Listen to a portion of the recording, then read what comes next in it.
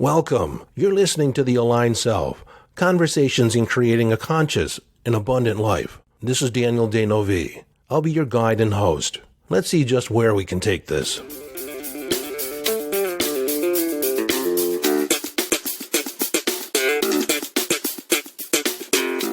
Hello, friend, and welcome back to the conversation. Today we're going to talk about frequency and vibration. I'm actually going to give you a list of a dozen things that affect your vibration. I'll delineate between the two so you have an understanding from my perspective the difference between frequency and vibration. And even though I said a dozen, I might come up with a few more as I talk. All right, here's a side note. I ended up with about 19 or 20, I kind of lost count, 19 or 20 things that affect your vibration. And I ended up going about an hour and a half. So to make things more digestible from an episode point of view, I've broken this up into 3 parts. And then as I took a break to get some water and come back to editing, I realized I had probably 5 more things that impact your vibration. So just know as you proceed with this episode, you're listening to part 1 of a 3-part series. I'll talk about the next 5 or 6 in a future episode. I have a little correction. There's actually 21 ways to raise your vibration. I also created a PDF download that summarizes all 21 steps, plus gives you 11 bonus ways to raise your vibration. You may download that by going to YesDaniel.com, YesDaniel.com, and the link is in the show notes. So vibration speaks to your emotional state. Love, joy, happiness, those are high vibrational states. They feel more vibrant. They feel lighter. They don't feel dense. Anger, depression, sullenness, melancholy, those are lower vibrational states. You can actually feel the difference. It feels heavier to be in those lower vibrational states. Now, just because they're lower doesn't mean that they're worse. It just means that that's where you are. And law of attraction says that you attract like experiences that are in alignment with your vibration. Like attracts like. So this is why if you experience a bad day or things go awry early on, and you're kind of in the mindset that, things aren't off to a good start, and you keep ruminating, perpetuating this sullenness, this lower vibrational state, you'll be attracting other circumstances that are in alignment with that state. So it just seems like things get worse and worse. Or you'll say things like, given how my day started, it makes sense this is what's showing up. This is where it's fruitful to divorce ourselves from the idea that how we feel at the moment is a result of the circumstances we just went through. Where actually how we feel is a result of our thinking or how we're choosing to process this event. And I'll get more into that in just a moment. So frequency refers to the quality of your thoughts. What specifically are you thinking that brings about the vibrational resonance? So if you have particular thoughts of love, of gratitude, that is a frequency. That's where you're pointing your mind. If you think about a radio dial, that's the frequency that you're tuning into. And you'll be playing more music, more songs that are aligned with that genre or that frequency of thought. For instance, I can call up just the emotional state of love. How does love feel? What makes me feel love? I can feel it in my body. Where do I feel it in my body? I can generate the sensation, but there may not be necessarily the frequency attached to it that sustains it. And I'll get more into that with the second point. So the first thing that affects your vibration are your thoughts. The thoughts that you choose. What do you choose to focus on? And this is an important point because a lot of people don't necessarily choose their thoughts. They have thoughts and they think that they're thinking thoughts or they have thoughts that run through their mind and that means something.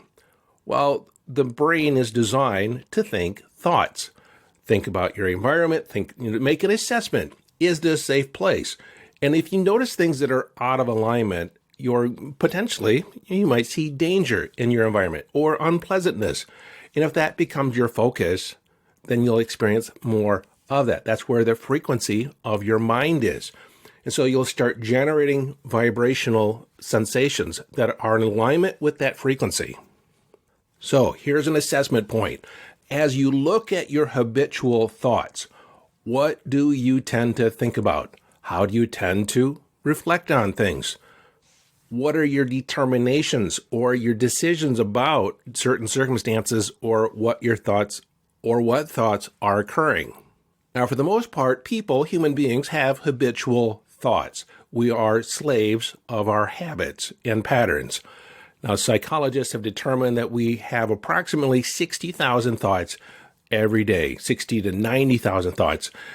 And the majority of them, about 80 to 90% of these thoughts, are the same thoughts we had yesterday. We've just regurgitated them. We've repeated them day after day after day. We don't necessarily think outside our habitual patterns. And so this begs the question, are you actually thinking, or are you just processing thoughts that you processed yesterday or the day before or the week before? So this begs the question, how do we begin shifting our thinking? Start asking empowering questions. How can I raise my vibration? What can I focus on that would be more advantageous than what's currently running in my mind? Is this an old story? Is it one that I want to perpetuate? Or do I want to choose and create a new story? And then there's those reorientation questions. When disappointing things happen, you ask yourself, how does this serve me? What does this now make possible?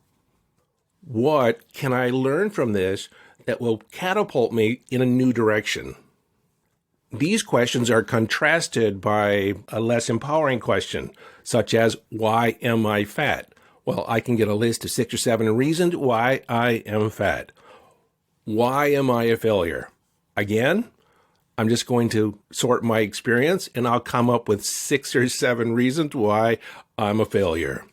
And I'll be right. It'll be validated in my experience.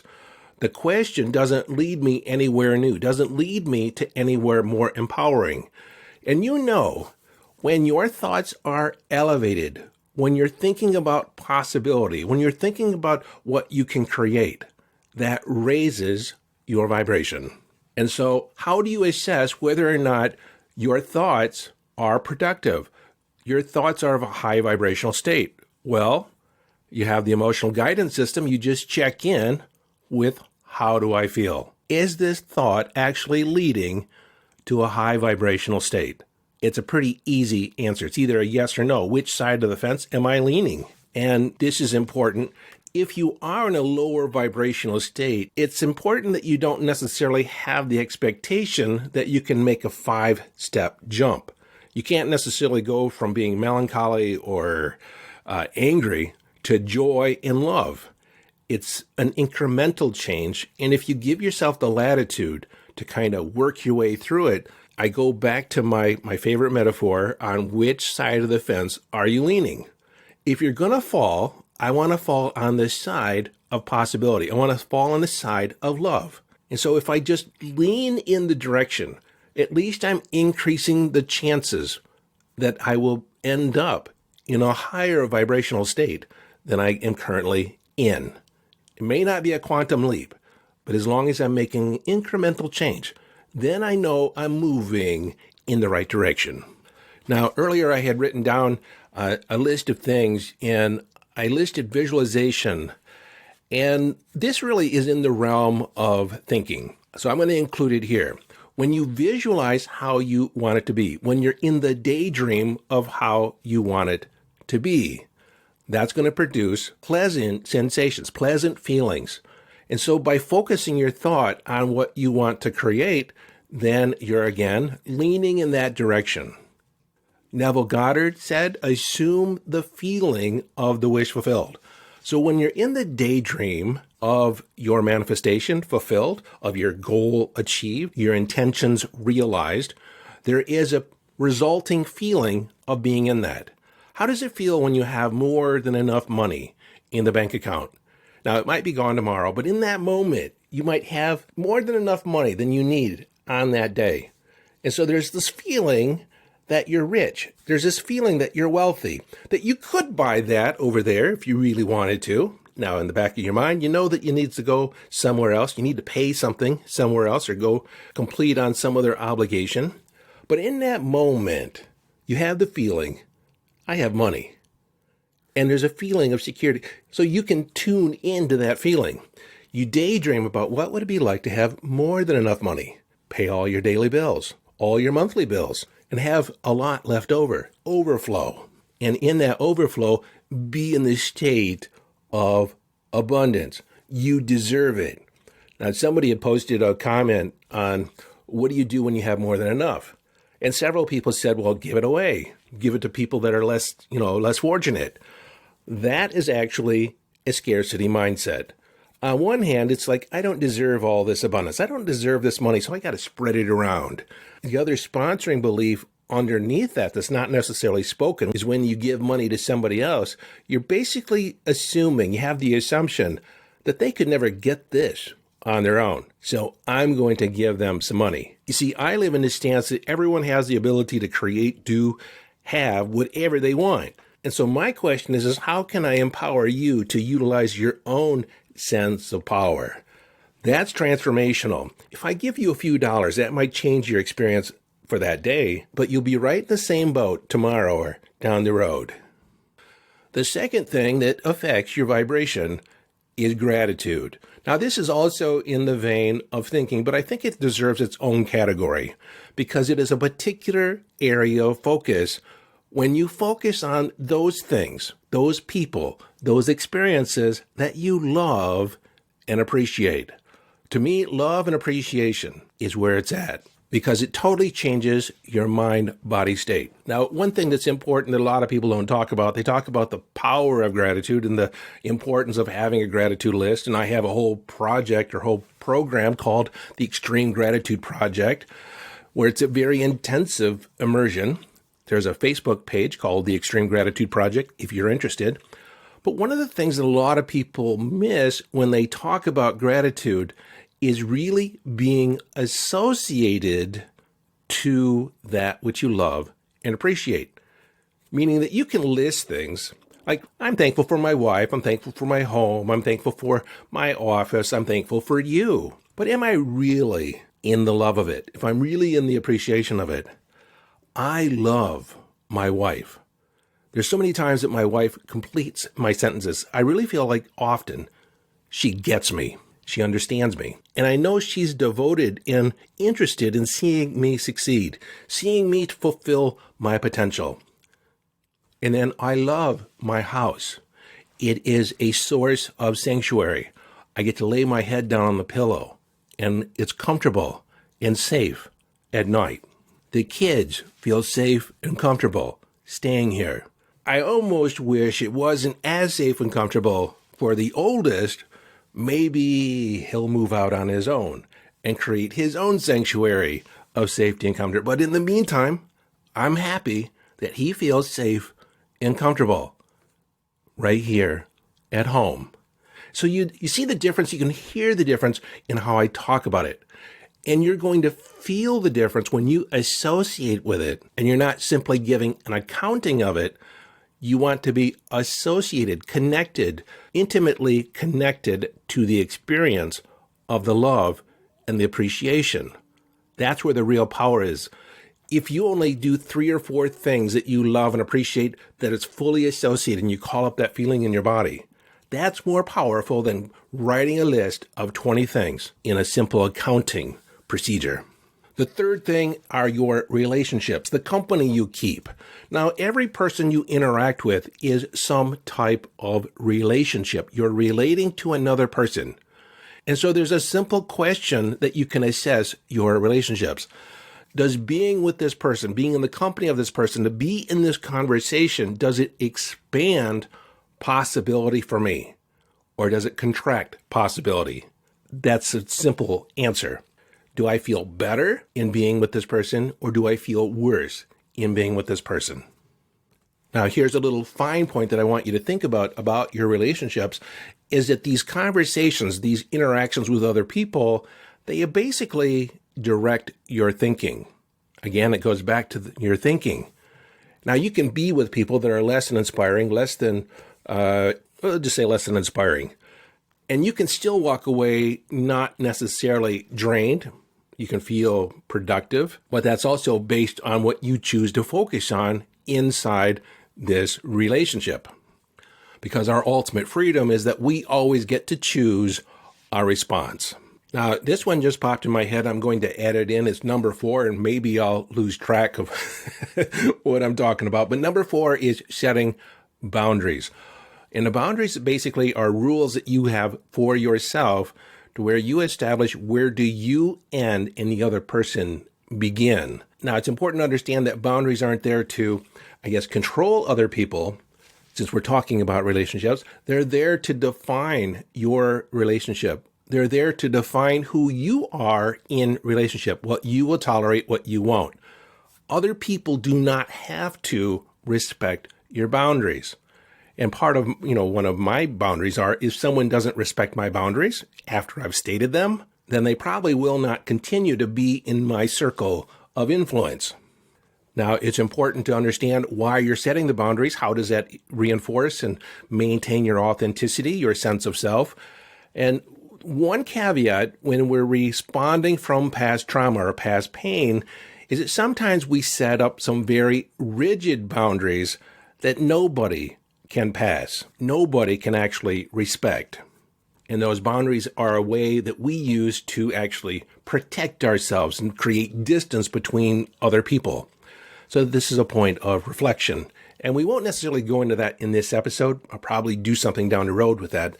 But that's basically a sub-personality that's attempting to protect you from being hurt. And so here's a little emotional check. If you have a boundary, if you're setting a boundary and there's some angst or anger behind it, then you need to check in. That could be reflecting a past trauma.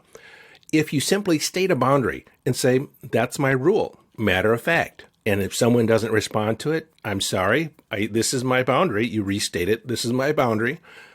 I don't consider that acceptable in my life. So you can either respect it or you can leave. No over-the-top response, no dramatic effect.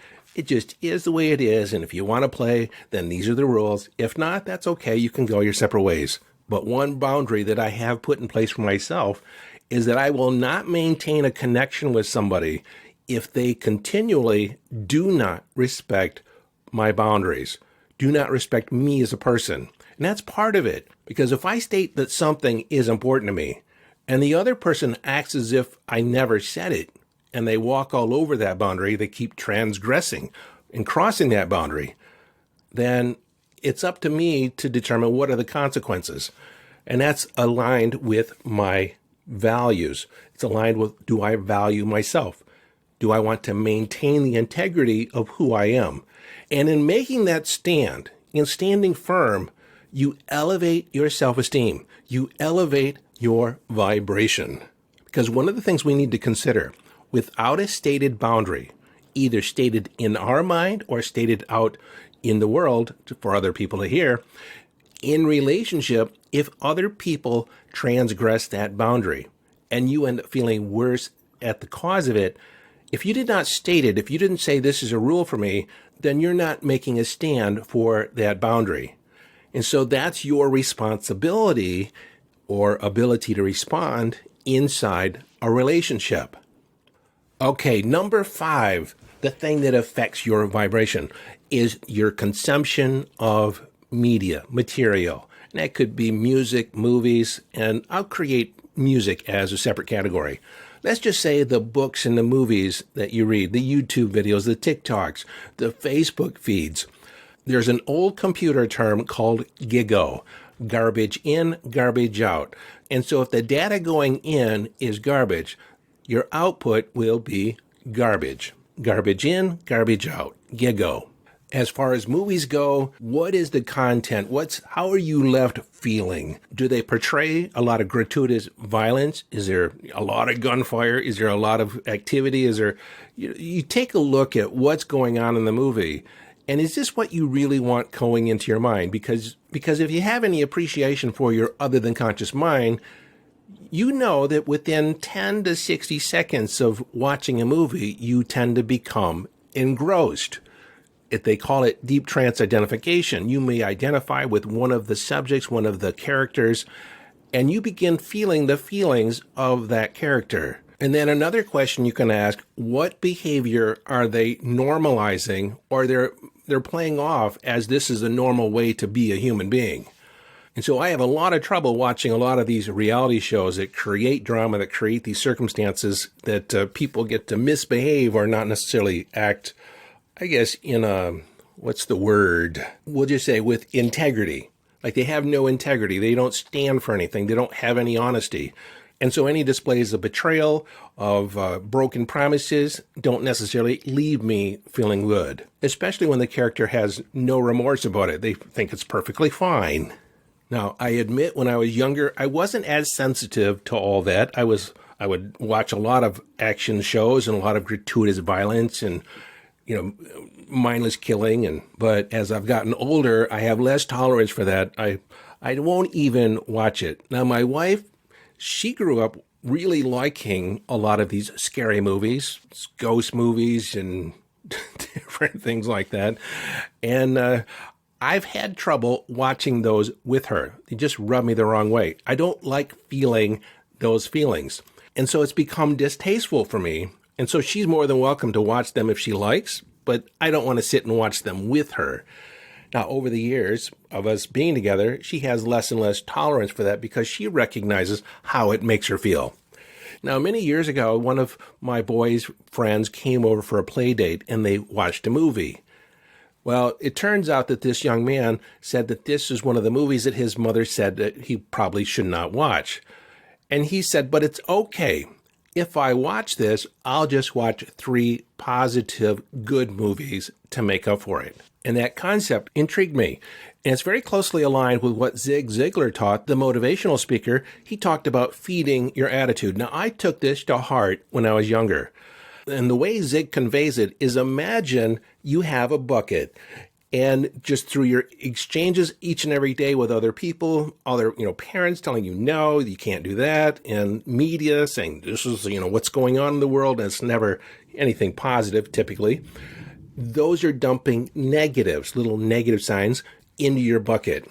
And before you know it, you have a bucket full of negative thoughts, negative attitudes. And if something positive happens to you and that's dumped in your bucket, it's overwhelmed by all the negative that's there. And so Zig said, if you start feeding your attitude, dumping positive input, positive stories, positive thoughts in your bucket, it's going to displace the negatives. You've all stepped into a bathtub at one point or another and seen the water rise. There is a displacement. So if you start dumping positives into your bucket, feeding your attitude, feeding your mindset, you're going to displace the negatives. And so if each and every day you make a concerted effort to dump a positive story, positive thinking, positive affirmation into your bucket, before you know it, you have a bucket full of positives. And if someone comes along and dumps a little negative in your bucket, it's overwhelmed by all the positive. It cannot take root. It has no impact. And this is an important concept because we cannot insulate ourselves from the negative aspects of life. There's positive and negative that happens all around us. But where your power lies is what do you choose to focus on? Again, it goes back to what are you thinking? I just want to add a little bit more about your consumption. Take a look at how do you feel looking at the stories on Instagram or TikTok or Facebook. Is it empowering? Now on Facebook, I have shifted the algorithm. Anything that's negative that comes up in my feed, I delete it. I hide it. I don't want to see any more of it. And so for the most part, if I spend any time on Facebook, they're all positive posts. They're aligned with how I like to think. That's the one beauty of the algorithm. And on YouTube, if I come across a video and I watch it and it espouses mindsets, beliefs, ideas that I do not want to align with, that I don't want in my head, I will make a concerted effort to go in and remove it from my watch history so it does not become a part of my algorithm and YouTube just serves up more of that because it thinks I'm interested. But again, I'm going to go back to the sitting on the fence example. If you're sitting on the fence watching this video, which side are you leaning towards? Are you leaning towards negativity or are you leaning towards positivity? Are you leaning towards high vibration or low vibration? In which direction do you want to lean? Law of attraction is always working, so no matter where you are emotionally, no matter where you are vibrationally, you'll attract more of the same. And if you're not attracting what you want, then take an assessment. Where are you sitting on the fence? Which way are you leaning? All right, this is the end of part 1. I've separated the entire episode into 3 separate parts, so there's 2 more parts after this, each about 25 minutes long, and I go in depth in each one of these about different aspects of raising your vibration. This turned out to be a lot more fun than I thought it was going to be, and I kept thinking of more and more things that raise your vibration. And so I'll meet you in part 2, picking up on number 6. Until next time, this is your friend and host, Daniel Denovi, urging you to follow your bliss. Live your life from inner signals. Be inner directed as you engage in the epic adventure.